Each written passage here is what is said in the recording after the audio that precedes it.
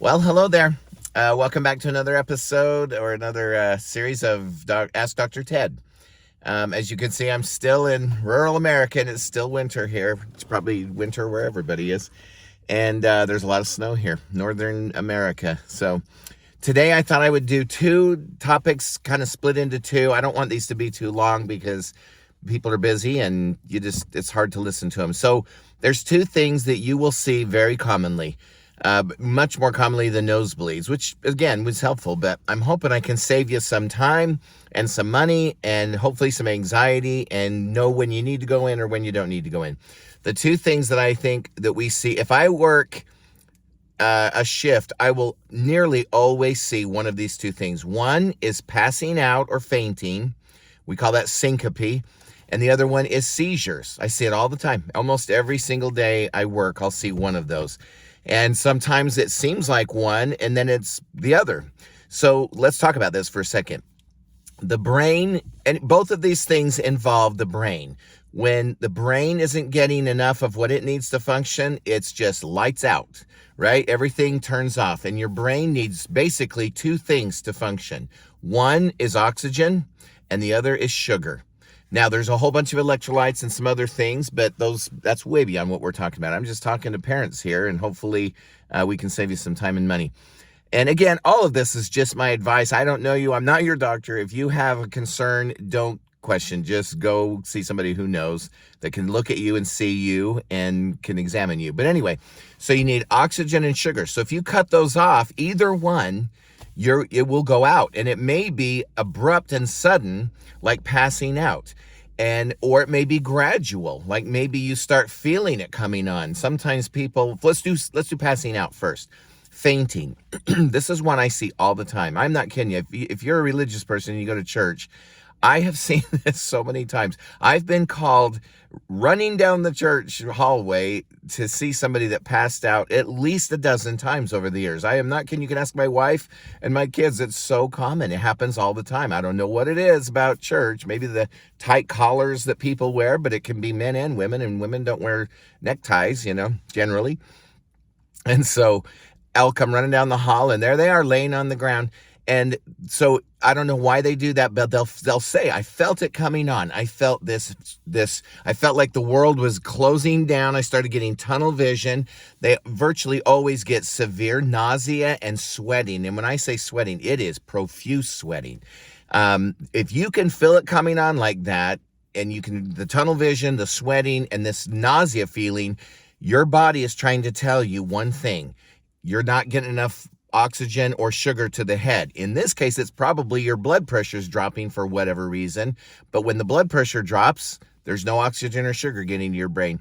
So what do you need to do? Your body is so smart. The human body is designed that when there's no oxygen or sugar or it's decreasing, your body wants to go down. It wants to go down on the ground.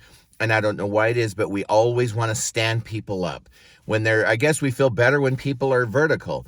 Right? But when have you ever seen somebody that feels really bad or they feel like they're going to pass out and they say, I just want to stand up? That's the worst thing you can do. You do not want to stand up. Get them down on the ground. And since the oxygen and the sugar are leaving their brain, probably because their pressure is going down, lay them on the ground gently. Be careful. Don't drop them. Don't let them pass out, because if they pass out, they will hit the ground and your head seems to hit first. Help them to the ground. And then what do you do to get the oxygen and the sugar back up? Lift their legs. Put their head down and lift their legs. What I've done in church before is lay them on the ground, and then I just kneel by them and I put their legs up on my knee that's kneeling down, and then they will almost always wake right up again, and they'll say, oh, what happened? What's going on? What happened? Or they'll know what happened because they can feel it coming on. And then you just leave them there for a minute. There's no rush. There's no reason to get them right up again. And you just let them lay there for a minute and you wait till they're fully awake and talking and they know who you are and who everybody is. And then you say, do you know what's your name? Where are you? Who are you? Who are these people? Oh, come on. I'm Ted. I'm 59 years old. I know what's going on. I want to get up. Okay. Before you get up, are you having any pain? Is there any pain? If they have a severe headache and they passed out, you need to go in to be seen to the ER, right? If they have severe chest pain and they passed out, they need to go to the ER and be seen. If they have severe abdominal pain and they passed out, They need to go to the ER. If they're paralyzed in their arms or legs, or they're not speaking clearly, or they can't see, or they have a facial droop and they passed out, they need to go to the ER. These are kind of what seem like common sense until it's you and it's one of your family, and then you're nervous and you're scared and you're thinking, do they need to go in? So sudden passing out, headache pain, chest pain, or abdominal pain, or any kind of paralysis in your face or speech or eyes or your arms or legs, they need to go in and be seen. On the other hand, if they're just laying there and you've got their legs up on your knee, and so the blood's going from their legs back to their head and they wake right up, as soon as the pressure goes up, their sugar and oxygen go up, then you start talking to them. Do you have any pain? No, no pain. Do you know where you are? Sure I do. I'm here at church or wherever. Okay, well then let's just sit you up, and then you sit them up. So now you can take their legs off of your legs, sit them up. Now their head is above their legs, and you see how they try this little partial up maneuver. Their legs are still down, but their torso and their head are up.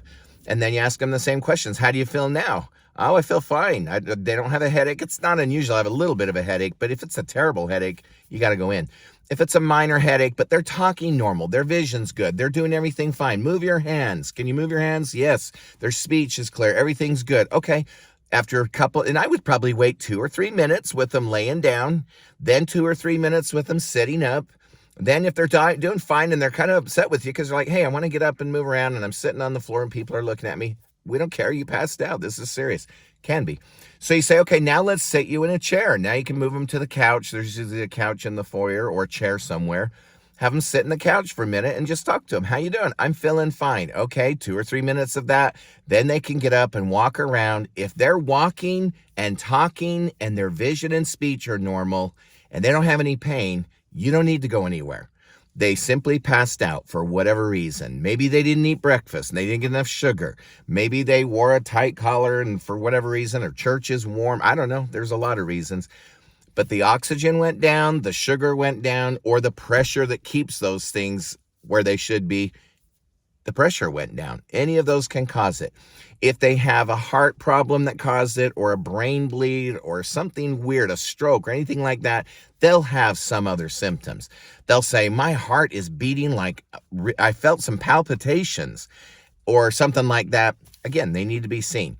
Fainting, and they don't know what caused it. They felt fine. Then they felt nausea and sweating, and I mean, they're soaked, especially older, adults. If they felt it coming on and they got down and they didn't get injured when part of the worst problem about fainting is that what you hit on the way down. Hopefully somebody can be there and help you get to the ground. But if you fall, if you pass out and you don't put your arms up while you're falling, which you'll fall and hit your face or your head on something, we really know if somebody really passed out because they almost always have bruises or cuts on their eyebrows or their cheeks or their chin. Because when you pass out and you're standing up, the first thing that hits is your head, right? In the movies, people pass out like this, and they put their arms up and protect themselves. In real life, they don't. Arms go down and head goes down, and the arms aren't there to protect the head, and they usually come in with some kind of, injury. Well, they need to be seen as well, including some neck things, right? You hit your head really hard. Your head may be okay, but your neck may be the problem. So, but if they're feeling fine, and they recover just fine, all you did is get their legs up, and they're feeling fine and talking and everything, you're done. You don't need to take them in. I've never sent anybody from church to the hospital. We talk to them, we see what they're doing, and then we say, well, you're good. And it takes, 5-10 minutes to watch them and just see how they're doing. Now, if you're not sure and you're nervous, of course, call an ambulance, get them to the hospital. Okay? That's fainting, or we call it syncope, in a nutshell. And that'll hopefully save you some time and some anxiety. And I'm going to do another one that I'll post tomorrow on Saturday. January whatever Saturday is.